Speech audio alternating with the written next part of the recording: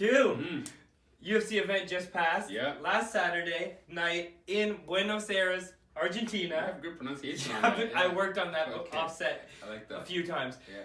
Neil Magny gets knocked out by Santiago Ponzinibbio. There was a difference in hand strength for those guys, right? It seemed like when Magny did manage to actually jab or touch Ponzi, nothing happened. Yeah. And then when Ponzi touched Magny, it was just like my leg is broken. So there was a difference in strength there, and I think it was a matter of time before Ponzi got the best of him. Ponzi did his thing. Shut up, Ponzi. Those chicken legs were dancing in the first round. They were a little wobbly. Ponzi looked good. Ponzi's distance control was fantastic. Now he looked good. Listen. I'm getting to. Can I get to it? Get to it. Because I'll tell the white belts right now. I was not impressed with Ponzinibbio's full performance, and now let me get there. Please. He looked good. His distance control was great. The first round, he really executed his game plan. Where was that game plan the rest of the 10 minutes in the second and third round? Because all I was seeing was him throwing a jab when Neil Magny was on one leg. Yeah. I think I can speak for all of the white belts here, in that we were screaming, and if you're living on the East Coast, we're talking 1 a.m., 1:15 a.m., and we're screaming at our TV sets going, just kick him. Yeah. Just throw the leg kick. Neil can't even threaten with a takedown. He's not a wrestler, so even if you throw the kick, the worst that's going to happen is a weak jab's going to come in. Your frustration was that the fight should have ended sooner if Ponzi basically got those leg kicks off and started doing what he should have done. If he was an elite fighter, he would have finished it sooner. Okay.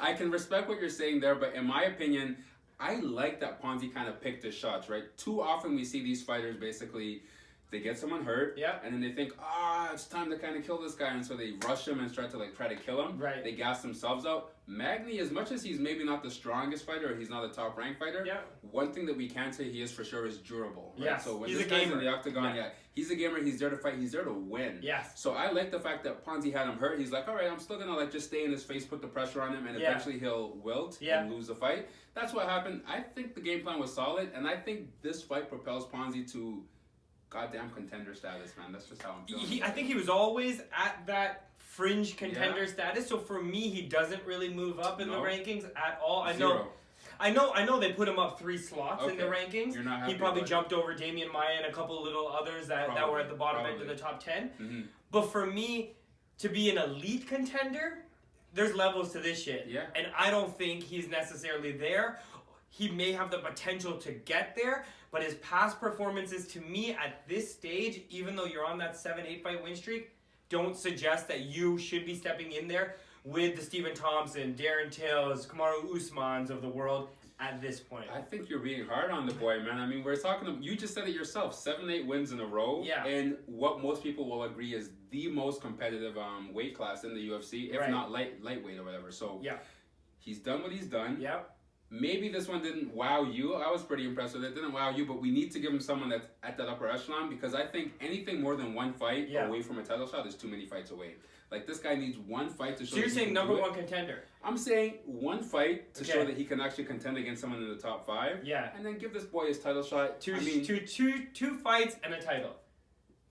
One fight in the title, Whoa. One fight in the title. Okay, bro. but that can't work. The logic can't work, because we have Kamaru versus RDA already scheduled. Okay. Winner, if Kamaru wins that, I think Kamaru's ahead of him in line. He is. To get that shot. So I think there's still 2 fights that need to be done, because the guys he has beat, Magny, Gunner, Perry, those guys were never top 5, top 6, top 7. Okay. They were still down there. So I think you give, and to be quite honest with you, unless you're a hardcore fan, you don't really know him. Okay. you can barely even pronounce his name or spell his name, you know? So I don't know if the US fans really know him, or the Canadian fans know him yet. That being said, great right hand, great knockout. He face-planted Magny. Just wish it would have been done a little sooner. Give the boy Wonder Boy Thompson. Let's see what he could do with him. Granted, there's a lot of people in line at welterweight, so I do concede that point to you. But this guy has shown that he's at the top of the division, the cream of the crop of the division. So let's just see what he could do. That's Wonder Boy's a good fight because they're both stand-up fighters. They're both very technical. Yeah. I think that Wonder Boy is a little bit better than him. Find out but we'll find out. What do you white belts think? Do you think he should fight Wonder Boy next? Do you think he deserves that one shot and then a title shot, or is he a couple away? Let us know in the comments below.